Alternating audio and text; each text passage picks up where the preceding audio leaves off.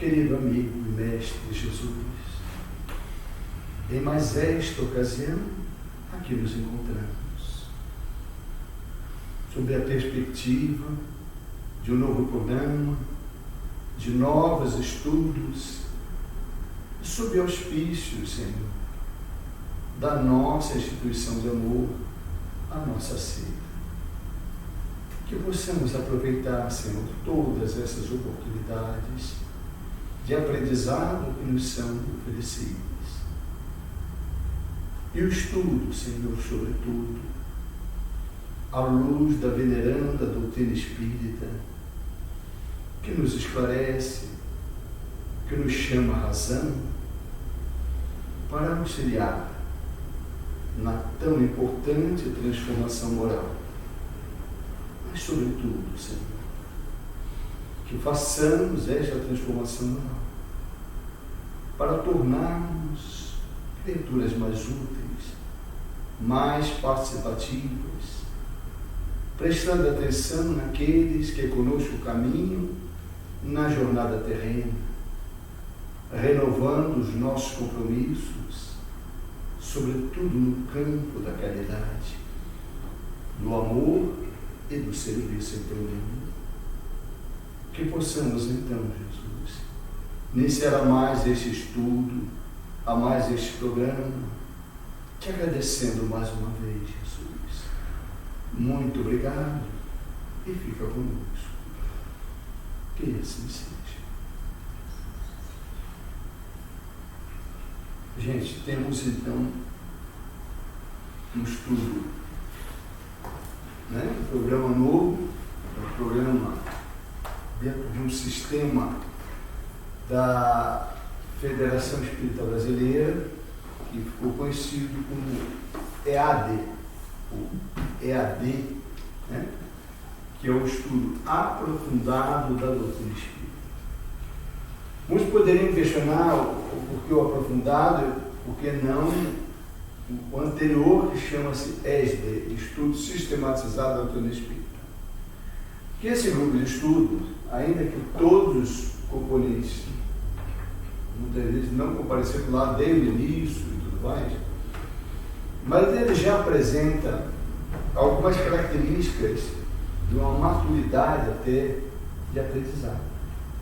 E depois, analisando o próprio estudo aprofundado, ainda que o termo seja aprofundado, ele tem uma característica muito geral, muito genérica também. E aquilo que houver necessidade de algum conhecimento prévio, a ideia, pelo menos de nós, aqui do grupo, da coordenação, é suprir isso daí. E a grande vantagem, por exemplo, dessas, são várias dispositivas, são vários livros, é que todos ali têm um roteiro para cada um poder fazer o seu estudo. Isso, ao mesmo tempo, é bom porque a gente vai potencializando coordenadores de grupo de estudo. Eu acho que a casa, qualquer casa espírita, que funcione em grupo de estudo regular e de longo tempo, deve se preocupar com isso.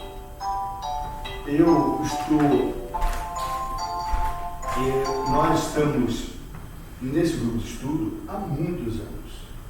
E quem coordena esse grupo de estudo está a cargo da Estela, da Joana e eu que participo também. Mas o ideal é que tenha mais gente aqui. Eu sempre cito um ensinamento de Raul Teixeira, uma reunião de trabalhadores, que ele falava que nas casas espíritas eles costumam ter reunião de espíritas nem grupos de espíritas. Reunião de estudo e não grupos de estudo. O grupo de estudo é aquele que funciona que não tem propriamente um coordenador. Todos são responsáveis pelo estudo, a gente distribui. É um grupo que se reúne para estudar. O próprio grupo supre, às vezes, as necessidades, às vezes, as dificuldades até da coordenação, eventual a que ele estiver fazendo. E a reunião de estudo não, é aquele que a pessoa vem e vem aqui como se fosse uma aula, né? A Estela sabe que eu tenho um pouco de uma vontade com esse termo, que por eu vim do Rio de Janeiro não se usa muito isso. Não é que não se usa, até eu uso, mas eu não gosto, porque induz a isso daí. Parece que é aula, tem um professor, tem um professor, tem um aluno. Quando todos nós somos alunos e todos nós somos professores. Essa é a vida. Estudando a doutrina espírita é a mesma coisa. Então a ideia era fazer isso, fazer com que a gente tenha mais participação ainda, porque nós vimos numa sequência de livros sendo estudados, até estudaríamos um outro livro, mas achamos bem, vamos pegar a orientação que está sendo sugerida, até pela direção da casa, e vamos fazer isso até como um desafio nosso de grupo de estudo para aprimorar nossos estudos. Então, esse foi o objetivo. Essa apostila tem 3 formas de se obter. Eu não sei se todos aqui conseguiram obter? Não. Através do link, né, que você falou, do PDF. Porque tem 3 possibilidades. Uma vai no site da Federação Espírita Brasileira e baixa de graça. A federação deixa lá de graça. A outra opção é a opção no livro, no Kindle, na versão digital, em e-book. Você compra, é um preço, né, que não é tão caro assim, e a pessoa baixa. E a outra é o livro físico mesmo, que a gente andou encomendando até aqui, né? Tem acho que alguns exemplares que estavam falando no news. Isso. E tem mais uma versão que eu me proponho a passar. Então, logo termino a nossa aula, de amanhã eu ponho já o capítulo, o roteiro da aula que vem. Quem não tiver possibilidade, posso passar o link de novo na federação, se vocês não acharem. É bem fácil. Tem gente que gosta de PDF, tem gente que prefere. O PDF é bom quando eu particular, quando eu estou num tablet. Aí tudo bem que eu consigo ampliar, mas para leitura assim, o Kindle é horrível mesmo. Mas agora, por outro lado, o material, a gente estava usando a sistemática no EJA de passar, eu estava encontrando dificuldade em copiar e colar, certamente por direitos autorais, que é uma coisa discutível, porque ao mesmo tempo que a própria federação disponibiliza gratuitamente, você não consegue fazer aquilo para só colocar aquele material de subsídio que todo estudo tem. Daí você pode usar um outro recurso. Você pega o PDF, daí você sobe para um software que separa as páginas do seu então, e só beleza. copia aquilo que você quer. Beleza. Aí eu posso fazer isso. Tá bom. Aí a pessoa vai ficar com o PDF da federação, vai ficar com o PDF em partes. Porque nas apostilas do EJA, por exemplo, que é um outro enfoque diferente do nosso, as pessoas ainda estão começando pela primeira vez no doutrina espírita, as pessoas ainda estão muito no início, entendeu? E às vezes interessa saber ali aquela orientação ao monitor, até porque às vezes dá uma estratégia de estudo que não é necessariamente aquilo. A experiência mostra, eu já vi estudos ali que eu não segui aquilo ali, eu segui desde que tivesse cumprido, ou que cumpra os objetivos daquele estudo e tudo mais, melhor. Mas, entendeu? Então, Estelinha, vamos começar? Vamos começar.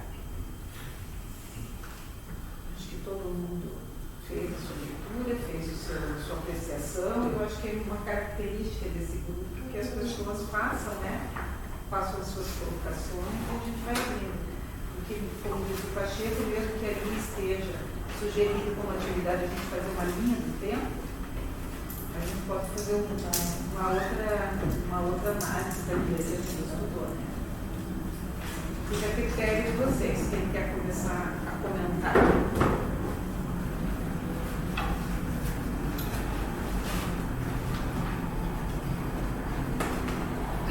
A Celso exatamente pelo que eu estou interpretando. Pelo que eu estou interpretando. Ele está na ponta da língua. Ele trouxe. Não precisa eu começar. Qualquer uma dos nossos colegas podem começar também. Não, pode começar. É brincadeira. Você quebra o gelo. Mas você é uma figura importante por causa disso. Você é igual aos bailes antigamente, né? Que aí estava aquela música já tocando, estava a orquestra, não sei o quê, e o salão, a pista vazia, né? Os antigos sabem isso. Aí tinha sempre um casal que quebrava o gelo, daqui a pouco a pista estava cheia. Era sempre os dançarinos que quebravam o gelo. Bem, então se é assim, vamos lá.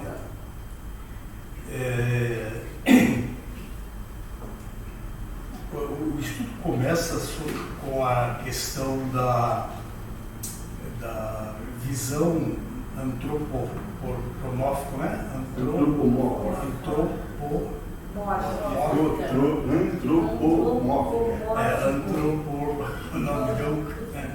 Da figura de Deus, né? E eu achei interessante porque o texto fala, lá pelas tantas, que muitas das civilizações antigas tinham a visão da deidade como se fosse uma série de entidades, uma série de deuses.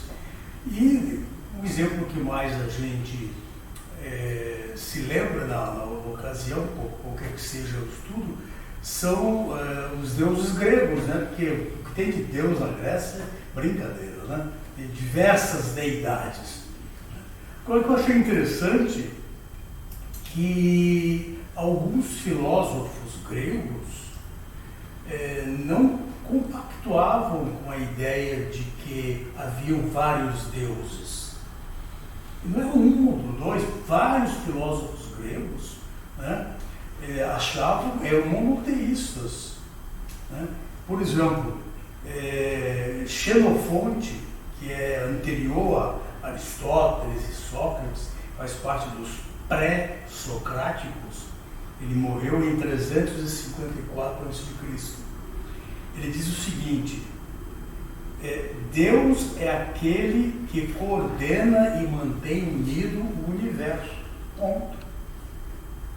Não são várias entidades, é uma entidade. Já Aristóteles, que morreu em 322 a.C., tem uma definição que eu tenho certeza que vocês vão se lembrar dela, porque ela está no Livro dos Espíritos. Ele diz simplesmente o seguinte: Deus é a causa primeira e final. Deus é o primeiro motor. É a causa que cria a ordem no universo. Está muito semelhante à primeira questão do Livro dos Espíritos, não é verdade? Aí vem Sócrates, que o Sócrates realmente ele não deixa barato, né? Sócrates, ele é o mais recente, ele morreu em 399 a.C. Ele diz taxativamente: não existem deuses, mas sim um só Deus. E ele diz o seguinte: Deus é a inteligência que pode conhecer e ordenar todas as coisas. E vocês sabem que o método socrático é também chamado de método dialético, né? Que é aquela história de perguntas e respostas para tentar, digamos, ou desmistificar erros ou apontar em verdades. E tem um texto do Sócrates, que eu vou ler para vocês, onde ele tece uma crítica à tal existência de vários deuses. Ele diz o seguinte, pergunta, ele fazendo a pergunta para os seus discípulos: vocês acham que os deuses sabem tudo? Aí a resposta de alguém: sim, porque são deuses. Aí Sócrates entra em ação novamente. Mas alguns deuses discordam um dos outros, não é? Aí a resposta do grupo: é verdade, muitos deles estão sempre brigando. Aí o Sócrates: então, isso quer dizer que os deuses discordam sobre o que é verdadeiro, e aquilo que é verdadeiro e o que é errado, o que é certo e o que é errado, eles discordam sobre isso. Aí o grupo diz assim: eles discordam. Aí o Sócrates: bem, se eles discordam, significa que então alguns deuses podem estar errados. Aí o grupo diz: pode ser. Aí o Sócrates remata: então os deuses não sabem tudo. Logo, não são deuses. Lógico, é direto na veia. Incrível, né? Aí, a dialética socrática deixando claro que aquele monte de deus que vivia brigando no Olimpo, sei lá o quê, não podem ser deuses, porque eles discordam sobre o que é certo e o que é errado. Né? E esse método, isso é a maiútica. É a maiútica. Sócrates era filho de parteira.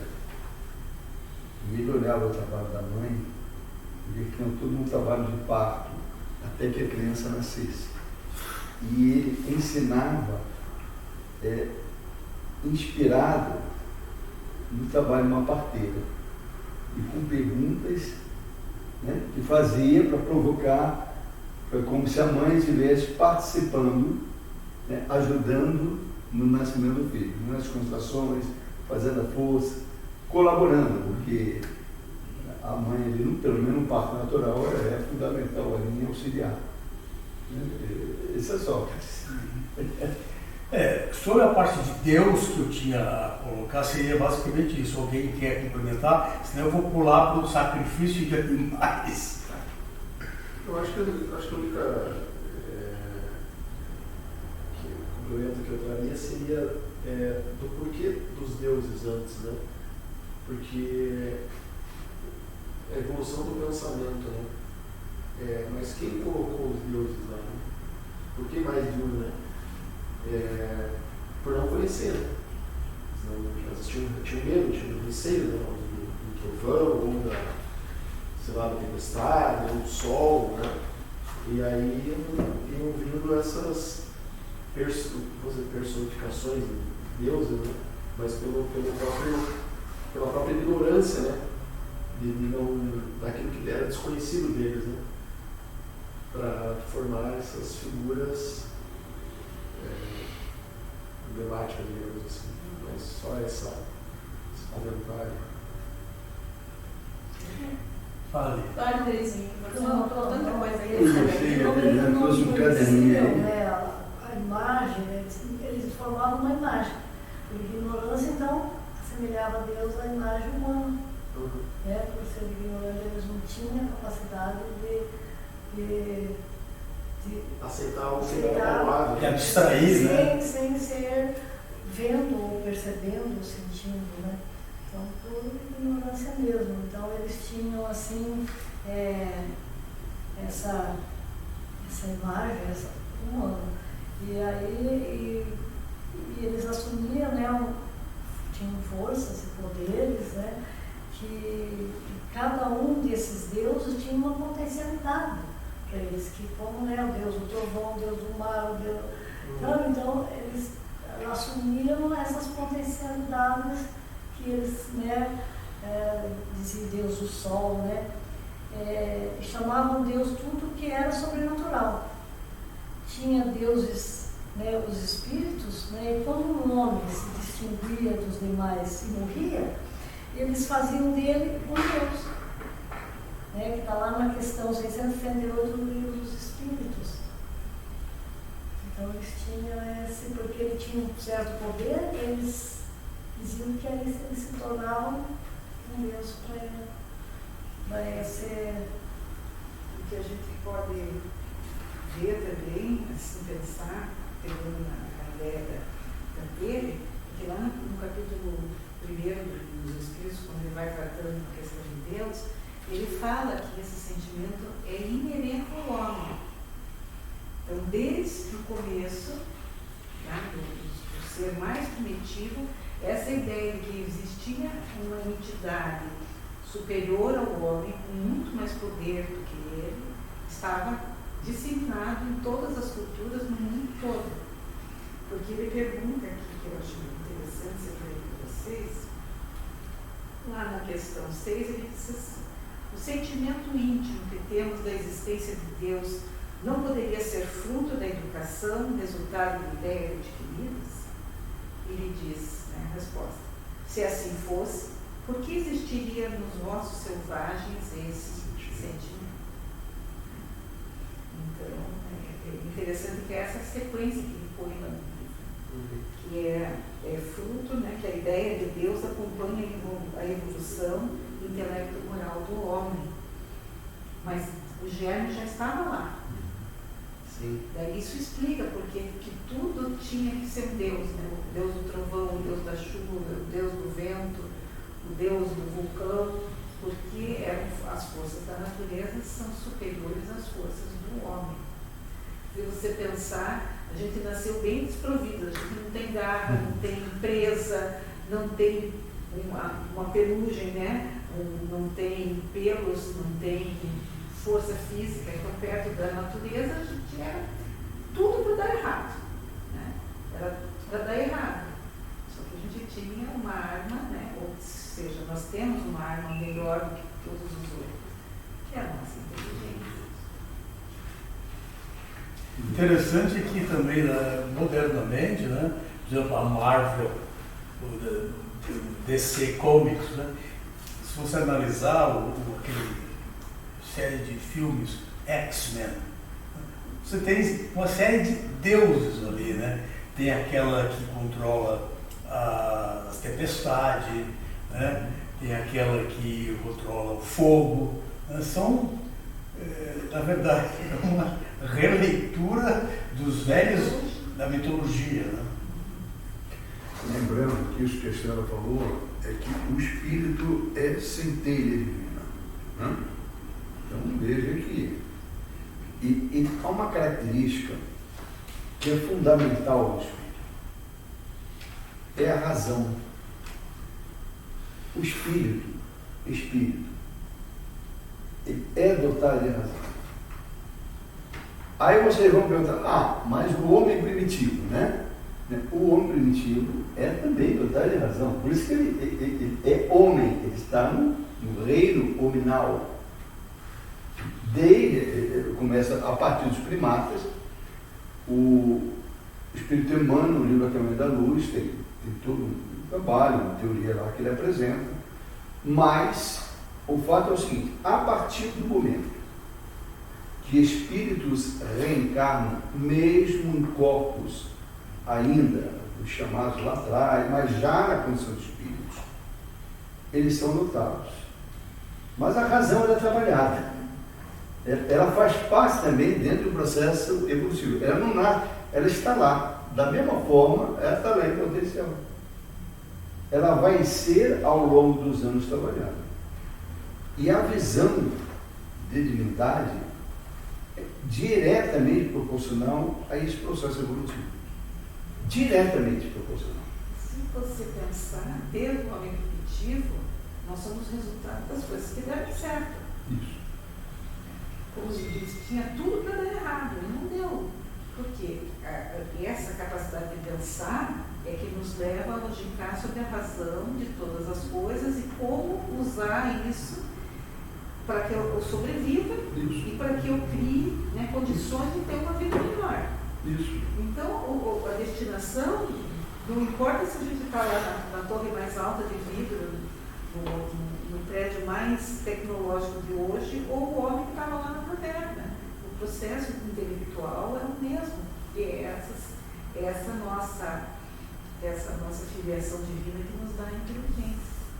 Então, é lógico que você não vai, o homem da caverna, né, vamos colocar assim de uma forma mais generalizada, não teria condições de logicar como, né, os filósofos gregos que já tinham uma distância, né, absoluta, infinita daquele raciocínio, mas começou lá naquele germe.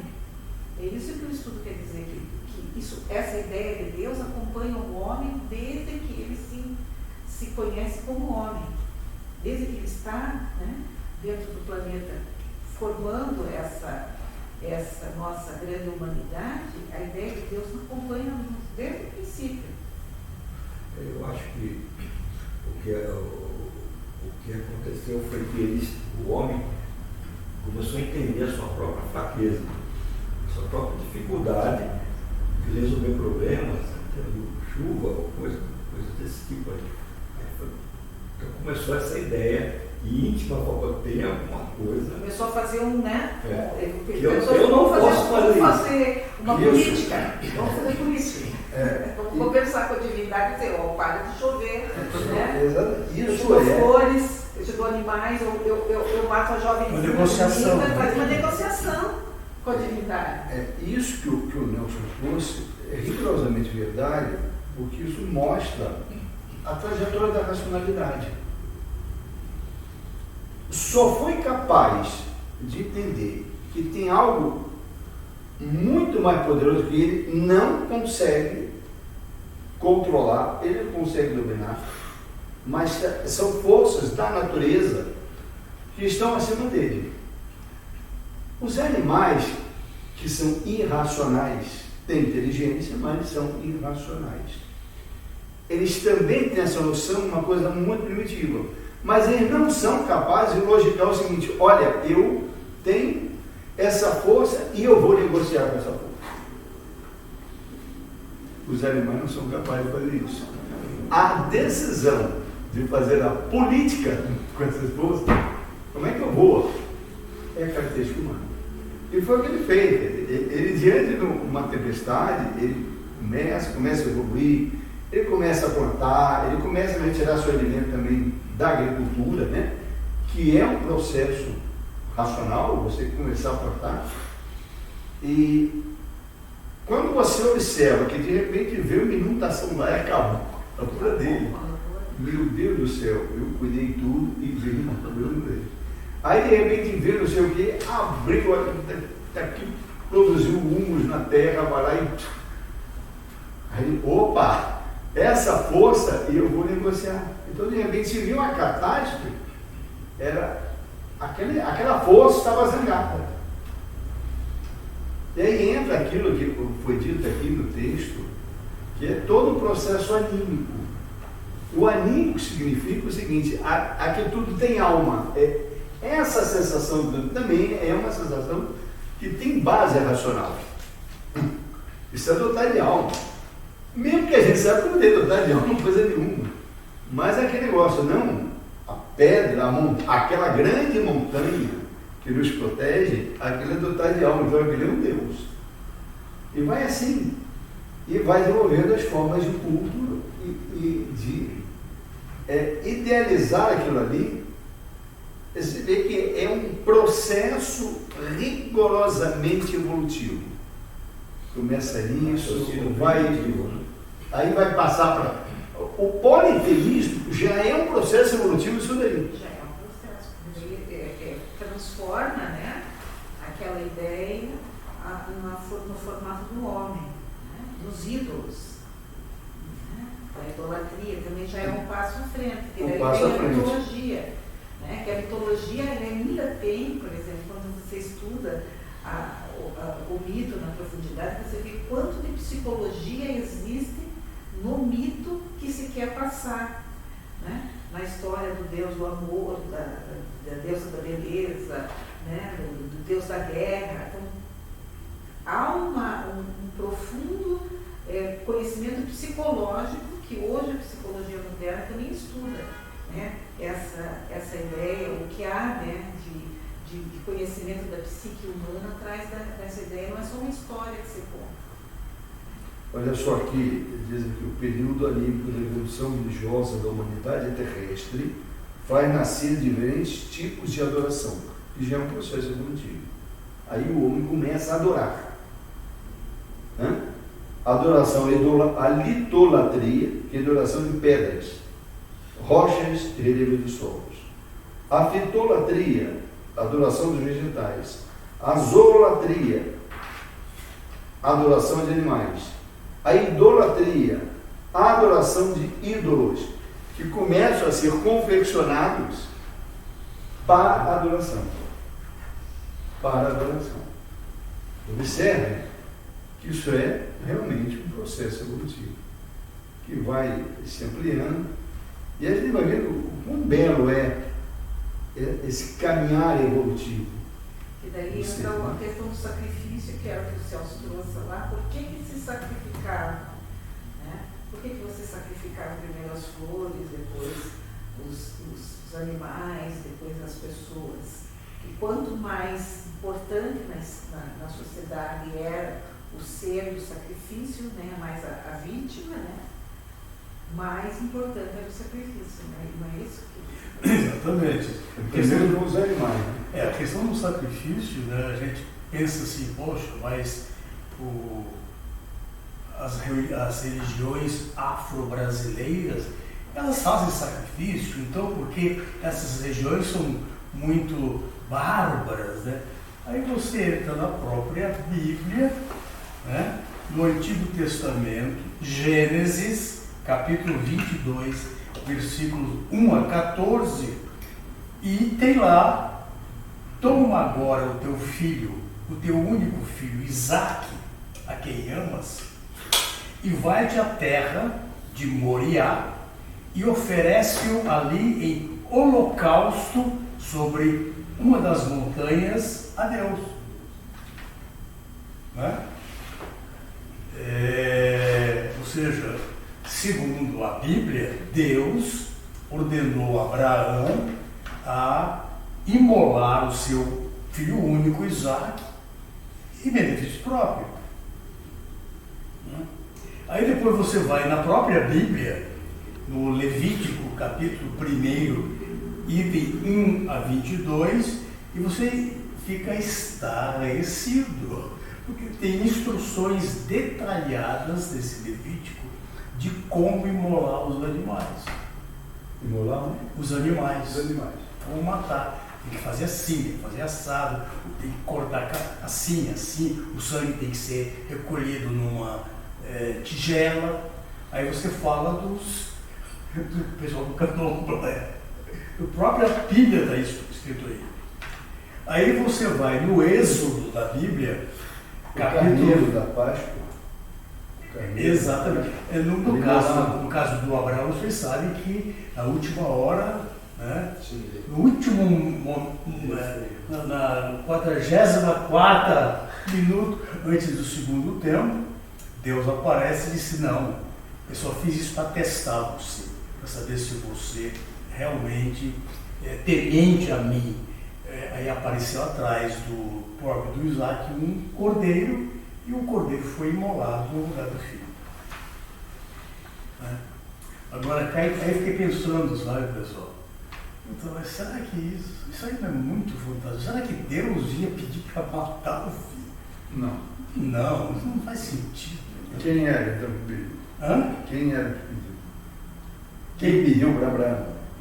Partindo da hipótese dessa situação real. Segundo a Bíblia, foi Deus que pediu. Não, a segunda Bíblia. Não é a segunda Bíblia, isso a gente sabe.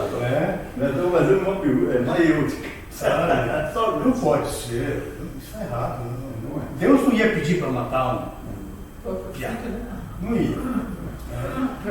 Você pensa assim, para cometer um crime contra a vida, se a primeira lei é não matarás. Não matarás. Então alguma coisa está errada nessa Bíblia, na verdade. Ou seja, talvez não que esteja errado aqui. Aí você vai em Levítico, aí tem uma olha, o livro dos Espíritos tem uma, não sei se eu vou achar agora. Mas quando você procura, mas eu acho que a lei, os 10, né, as 10 leis vieram depois desse fato, né? Os 10 mandamentos, não. Depois. Foi depois. A lei humana, a lei mosaica, é construída pós o decálogo. E pós o Abraão. Veja bem. Vamos entender isso aí numa regra. Então, Abraão lá na região na na Abraão antiguidade. ainda não tínhamos o não matarás. O início do povo, na verdade, hebreu, na verdade, passe. É claro que isso é uma narrativa, em grande companhia, isso é uma narrativa mitológica. Né? A gente não conseguiu localizar se aqui é um personagem, talvez Abraão. Mas é possível, passando, tenhamos em mente da possibilidade realmente do personagem Abraão, em que há um pacto. Este Abraão, com o seu povo, que sai da região da Caldeia, a região de Ur, e vai em busca com esse pacto de Deus. E esse pacto, inclusive, é simbolizado de forma física mesmo. Tanto é que os homens passaram a ser circuncisados para relembrar esse pacto de Abraão para com Deus. Só os homens, né? Já dentro de uma cultura completamente machista, porque não há como circuncidar as mulheres, mas os homens eram circuncisados. E que teria nesse pacto se dirigir à chamada terra prometida, ou Canaã. Né? E ali começa toda a trajetória do livro. Ali é um marco inicial dessa aliança de Deus para com aquele povo. Né? Aquele povo e chamado povo escolhido. Só que isso, dentro da perspectiva que a gente está estudando, também é dentro de um processo evolutivo. Para que a gente entenda isso daí. Quando essa simbologia de Deus chamar, já mostra por trás da letra, mesmo a letra do Antigo Testamento, qual era a intenção de Deus? Não era matar ninguém. Ele não tinha intenção nenhuma de matar. Por outro lado, aquelas palavras que lá estão são escritas por homens. E dentro desse processo evolutivo, em que fase estava isso? Estava na fase antropomórfica da visão de Deus. A divindade era olhada com todas as características humanas. Todas as características. É narrado, é um Deus vingativo, é um Deus dos exércitos, é um Deus com suas contradições, é um Deus humano, mas não era visto, tratado como tal, que já era o processo evolutivo do politeísmo. Ainda que o politeísmo conviveu muito tempo, tanto é que, porque Jesus veio no meio como um judeu, foi chamado um judeu marginal. Ele veio porque aquele povo estava reunindo já as condições de crença que facilitavam o próprio trabalho de Jesus. Não é porque não, esse povo aí é o meu preferido. Não tem preferência, não é assim. Eles reuniram essas condições, só isso. E era o único povo, né? Na época, a condição politeísta. Qual foi a proposta de substituição desse Deus humano, esse Deus do Antigo Testamento, o Deus dos exércitos, para o Deus de Jesus? Como era o Deus de Jesus? Proposto a partir do Novo Testamento. Era o mesmo Deus? Não. Era um Deus amor, não era? Era um Deus Pai. Ele usa a figura de Pai. E dentro de uma proposta de amor. Ele encaixa, inclusive, chamando a paternidade para o amor. Né? Relacionando, porque a paternidade é amor. Praticamente procria, né? Procria, larga a tua cria. Esse é o problema das mulheres depois de educar e criar.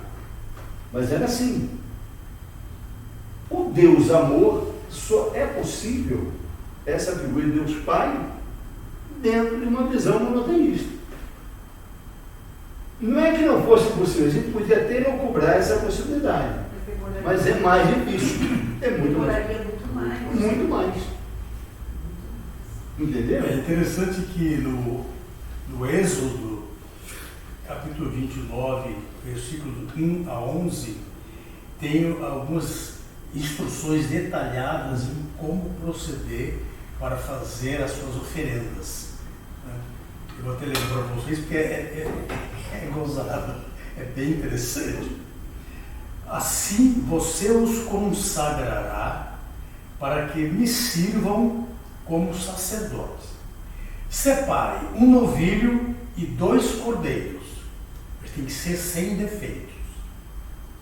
Com a melhor farinha de trigo, sem fermento, faça pães e bolos amassados com azeite e pães finos untados com azeite. Coloque-os numa cesta e ofereça-os dentro dela.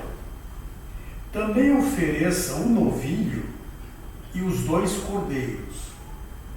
Depois traga Arão e seus filhos à entrada do templo e mande-os se lavar. Pegue as vestes e vista Arão com a túnica e o peitoral. Prenda o colete sacerdotal sobre ele com o cinturão. Ponha-lhe o turbante na cabeça e prenda a coroa sagrada ao turbante. Parece que eu estou vendo um orixá. Não é verdade? As instruções do turbante e tudo mais. Unja-o com óleo, derramando esse óleo sobre a cabeça de Arão. O candomblé e a Umbanda usam muito essa coisa do óleo na testa das pessoas. A Bíblia fala a mesma coisa. Traga os filhos dele e vista a cada um com uma túnica e um gorro na cabeça. Ponha também os cinturões em Arão e seus filhos.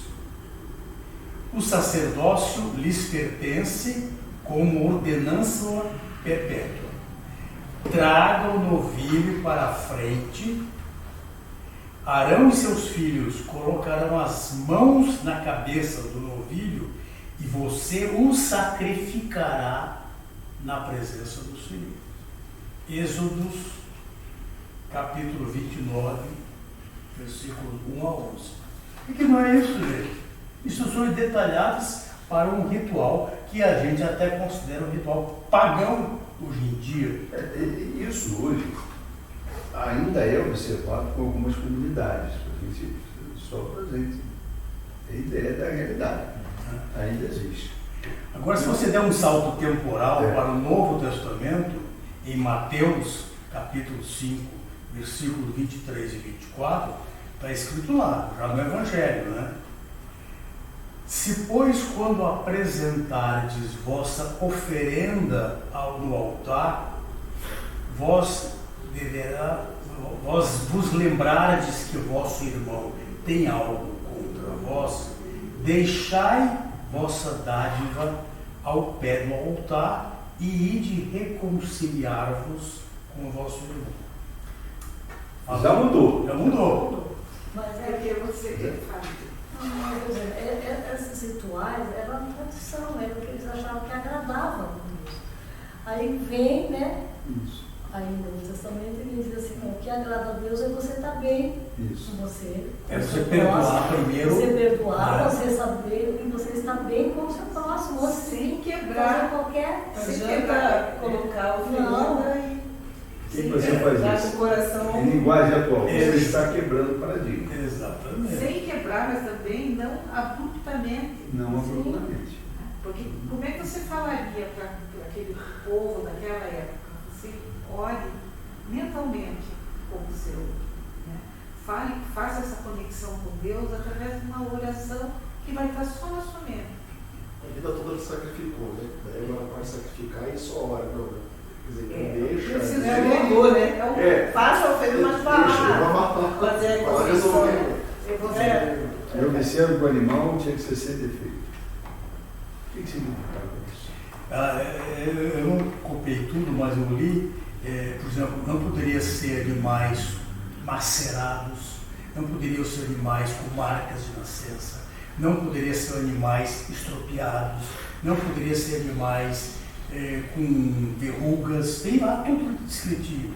Tem que ser animais perfeitos. E primeiro. Olha só. Tudo para agradar. Olha o que está por trás disso daí. Primeiro ele inventou o preconceito.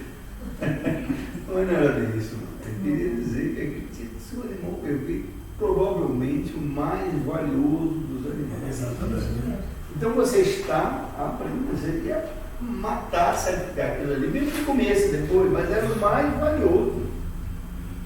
Então tem toda uma simbologia por trás disso aí. Passa-os anos. Porque era mais sacrifício, né, para a pessoa abrir a mão daquele perfeitinho, virar um outro estupiado. Exatamente. Sim. Ainda tem você eleger o melhor por trás, né? Uma simbologia.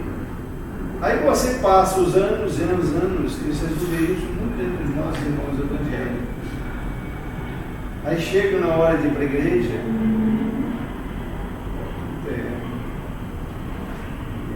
aí eu questionei isso uma vez, isso não vou dizer. Eu quando ia, não era convertido, eu ia para a balada, eu ia para a noite, na minha melhor roupa, na minha melhor vestimenta. Agora, eu elejo a minha melhor roupa para a casa do Senhor. São variações de você eleger o melhor para Deus.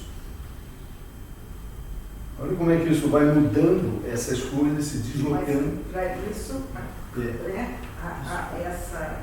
esse nosso entendimento da nossa relação com Deus tem que mudar também. Né?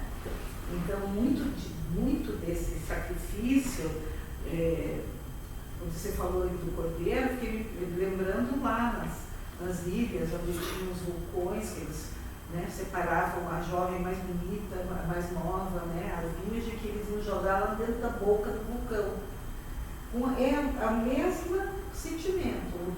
Deus é muito poderoso, Deus é irracível, eu nunca sei o que vai acontecer. Eu posso estar ofendendo a essa divindade e ele vai fazer o quê? Ele vai ser vingadeiro.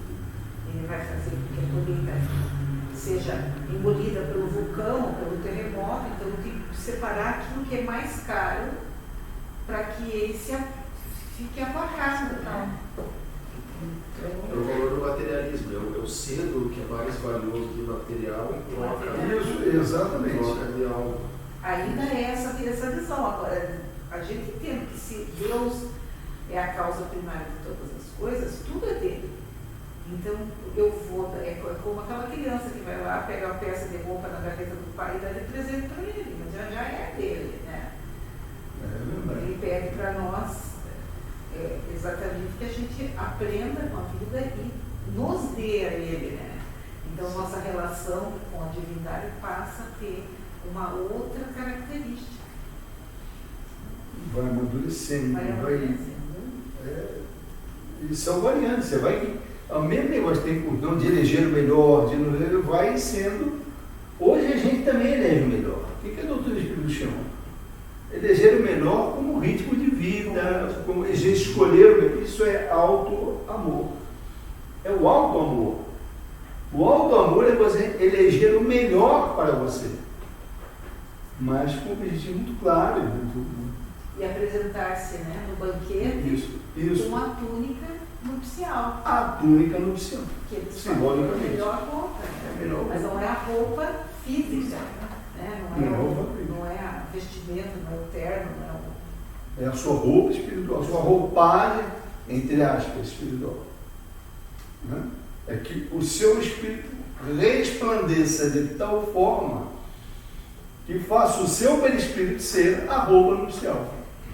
Então você fica pensando que como esse pensamento, e sempre esteve presente ao nosso lado, a ação espiritual sempre esteve ao nosso lado, só que a nossa compreensão ficou embotada com a nossa incapacidade de raciocinar além da matéria.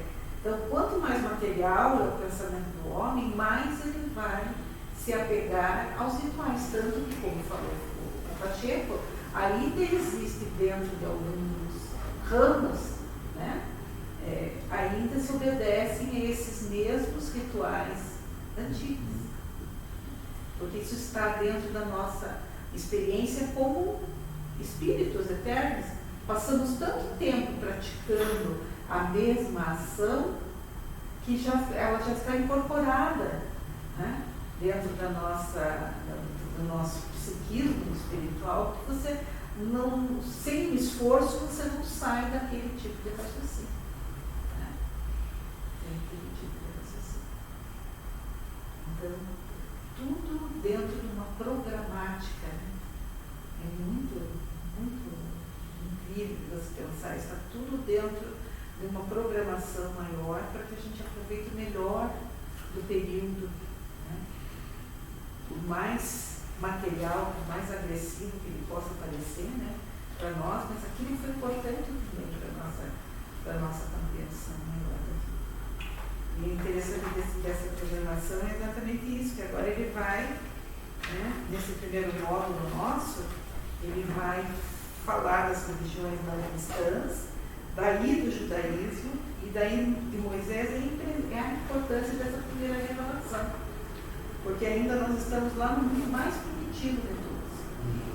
Nós estamos lá, né, ou na savana africana, ou nós estamos lá nas ilhas do Pacífico, ou estamos aqui nas pirâmides dos maias, dos incas, né, arrancando o coração, ainda batendo das pessoas para entregar a verdade. Né?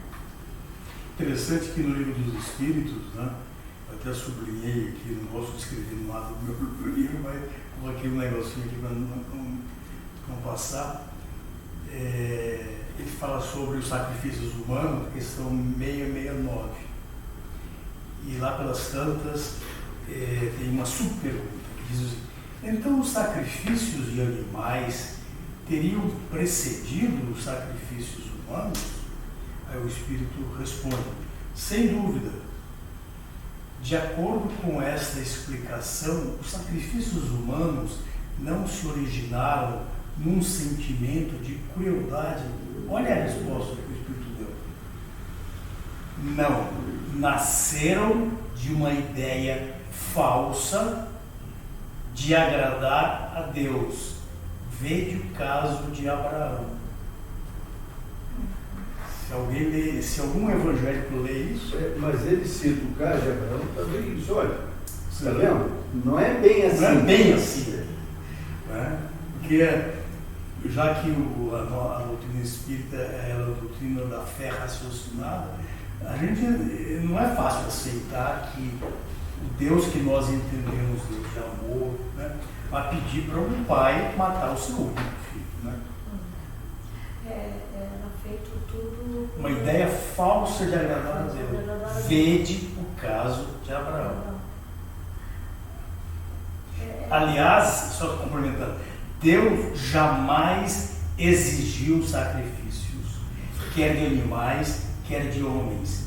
Ele não poderia ser homenageado pela destruição inútil de sua própria criatura. E os Espíritos, questão 669.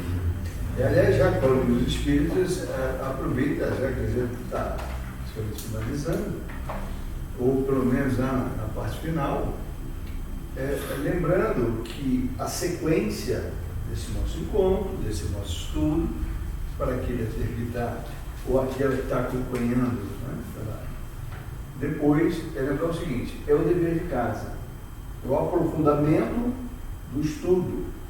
Qual é o aprofundamento do estudo? O Livro dos Espíritos, terceira parte, capítulo 2, da Lei de Adoração. Lei de Adoração. Lá está aprofundando essas questões que o Celso trouxe, especialmente a partir da questão 667. Ele vai fazer um relato. Politeísmo, começa no 667. Isso. Vão trabalhar.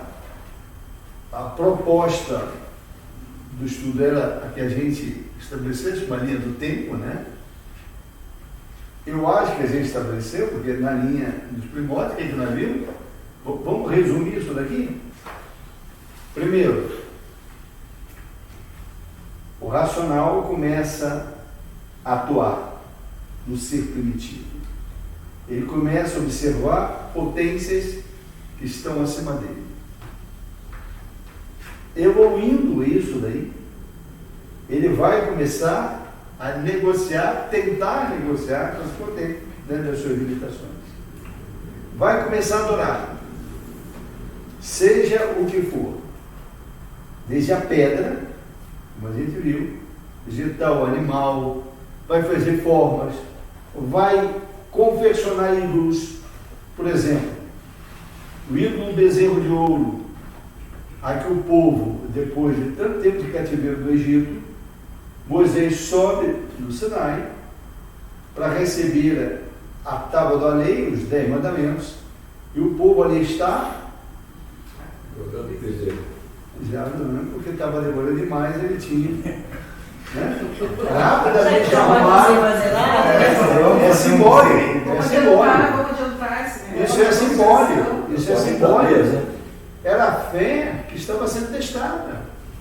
Era uma fé débil. Então veja, tudo isso evoluindo para que depois os inúmeros fenômenos de comunicação que sempre aconteceram, e estando acima ou não conseguindo perceber, o que eles perceberam? Não eram espíritos, eram deuses. Deuses.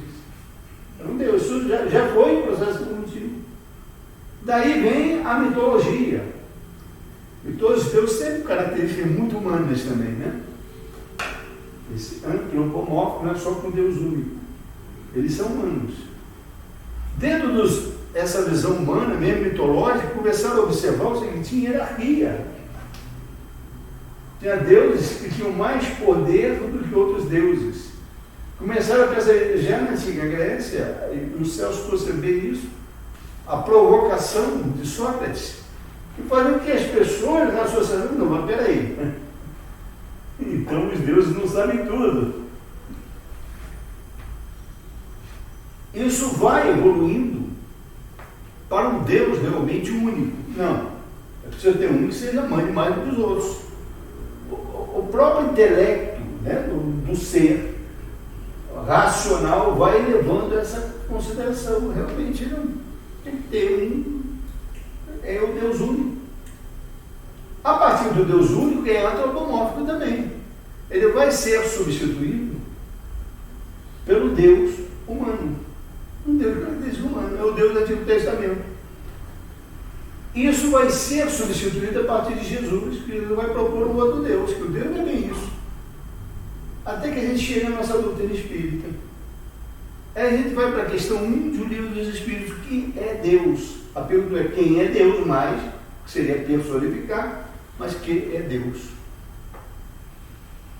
E a resposta é a resposta talvez mais conhecida, mais falada nas casas espíritas, em palestras, todo mundo sabe de cor e decorado. A inteligência suprema, a causa primeira ou primária de todas as coisas. Uma resposta simples, concisa, objetiva e profunda. E o que marca essa resposta? O ápice do processo evolutivo na concepção de Deus. É interessante, né? O Aristóteles.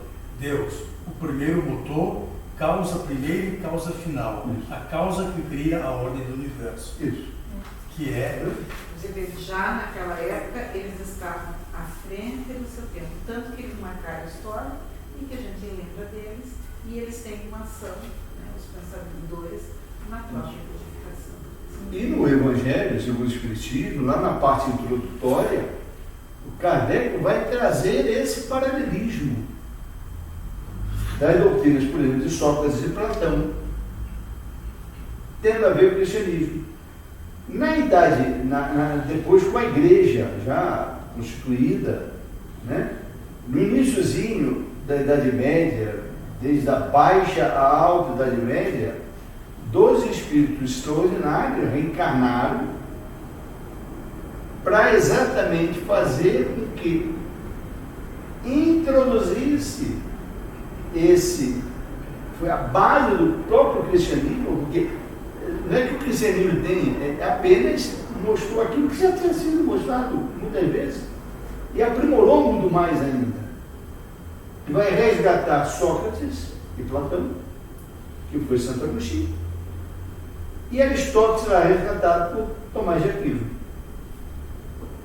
Então vocês vejam que introduz esses filósofos anteriores a Cristo no próprio pensamento cristão. Cristão formal, que eu estou dizendo. Esses valores. Olha que coisa maravilhosa. Como é que a gente vai progredindo, cada vez mais, até chegar aqui. A questão do mesmo, ela é o que ela mostra um ato do nosso entendimento. A gente pega, vai estudar o Livro dos Espíritos, as primeiras questões, até a questão 13ª, a gente vai falar dos atributos da divindade. É aquilo que a nossa concepção racional consegue entender a divindade. A gente pode entender, mas a gente tem ideia dos seus atributos de forma muito clara. Inclusive para negar e ser o elemento validador de determinadas crenças que a gente tinha no passado. Atributos da divindade. Questão 10. Pode o homem compreender a natureza íntima das coisas? Não. Para isso, falta-lhe sentido. Será um dia dado ao homem compreender o mistério da divindade? Resposta. Quando o seu espírito não mais estiver obscurecido pela matéria e quando, pela perfeição, se houver aproximado de Deus, vê-lo-á e o compreenderá. Isso é na questão do item 113, quando ele chega ao Espírito Puro. Vai, mas continua aí. A 13 vai falar dos... A 13? A 13 vai falar dos atributos. Quando dizemos que Deus é eterno, infinito, imutável, imaterial, único, todo-poderoso, soberanamente justo e bom, não temos uma ideia completa de seus atributos? Resposta. Do vosso ponto de vista, sim, pois julgais abranger tudo. Sabeis, entretanto, que há coisas acima da inteligência do mais inteligente dos homens, para os quais a vossa linguagem não possui expressões. Então ainda tem muita coisa pela frente. Tem muito chão. E aí, o que só observa? Porque esses atributos nos dá como elemento validador para saber o que não é. Para fazer uma análise crítica, inclusive, disso. A gente pegar os 10 mandamentos, que é um código divino, claramente divino, porque ele gosta, inclusive, desses atributos, e permanente é outro, e diferencial da lei mosaica, que por contradição daquele povo, era exatamente contrário às coisas divinas, inclusive do não matarás. Foi Levítico está cheio de dizer, inclusive, da pena de morte, a pena de morte. Quando a mulher adulta foi levada a Jesus, era para ser apedrejada até a morte. Até hoje a gente entra na terra, na comunidade, e apedreja de mulheres até a morte. Não consegui achar a pergunta que eu queria, mas eu me lembro. Aí lá pelas tantas, a pergunta é o seguinte: mas então essas leis erradas, essas leis cruéis, elas não poderiam ser modificadas? Mas aí você falou o negócio que eu vou falar. Aí a resposta: sim, muitas delas estão sendo modificadas e muitas delas o serão. Verdades que eram verdadeiras não mais as serão. E observa, fala isso aí. É a moral do povo, das comunidades, das regiões, em que a ética se sobrepõe ao pensamento moral. Que a ética está acima da moral. Você começa a prestar atenção que aquele comportamento moral não é aceitável. Porque quando você pensa sobre ele, você vê que ele está relacionado a uma série de costumes, né, que precisam ser modificados. Só complementando isso, da evolução, me chamou a atenção aqui um ponto, que eu anotei aqui dos deuses, quando falo dos deuses, que era uma acepção ampla, né? É uma qualificação genérica, chamada na época de deuses, hoje espíritos, pela ignorância do povo, mantida por aqueles que tinham os interesses, né? Vieram os interesses, daí escrevendo como que faz aquilo, como que faz, e vai criando caminhos para manter aqueles que eram mais ignorantes no mesmo lugar, no mesmo patamar. E hoje, nós entendemos que esses, digamos, deuses, são simples criaturas como nós, né? Mais ou menos perfeitas, despidas do corpo. Aí pegando um trechinho que eu até marquei aqui, né? Se estudarmos atentamente, olhando para a parte espiritual, né? Não no corpo, né? Mas se estudarmos atentamente os diversos atributos das divindades pagãs, reconheceremos sem esforço todos os de que vemos dotados os espíritos nos diferentes graus da escala espírita, o estado físico em que se encontram os mundos superiores, todas as propriedades do perispírito e os papéis que se desempenham nas coisas da Terra. Né? Como que está o espírito na evolução, né? De lá até... E está tudo... Né? Até não tem como resumo aqui, no grau da escala, o perispírito, o estado físico que se encontra e o papel que desempenha no mundo. Essa relação com os filhos de Deus é muito também interessante, porque tem situações, até em outras visões religiosas, quando falam de Deus, a gente vê claramente que estão falando do Deus dos Espíritos. O Siddhartha Gautama Buda ensinava aos seus discípulos: ide a todos os lugares da terra, para o bem do mundo, por compaixão pelo mundo, e em benefício e felicidade dos deuses e dos homens. Ele está vivendo dois espíritos. Os dois mandamentos, você deve fazer o bem permanentemente, deve ir a todo lugar fazer, estar com disposição, portanto, com benevolência, né? Disposto a fazer o bem, sempre, para todos, nos dois planos da vida. Olha como é que a gente vai percebendo essas questões, né? E a questão da crueldade, só lembrando, como é que as contradições no nosso processo evolutivo, os povos que dominavam os povos, né? O processo de colonização cruel, e que muitas vezes utilizava a observação de uma pseudo-crueldade em outros povos. Mas para quê? Para dominar sobre crueldade. Era muito comum eles se referir, isso, o estudo da antropologia está aí cheio de casos, a história de você pegar e você querer saber se aquele povo tinha práticas rituais de crueldade. E executava a maior crueldade e exterminava esses povos.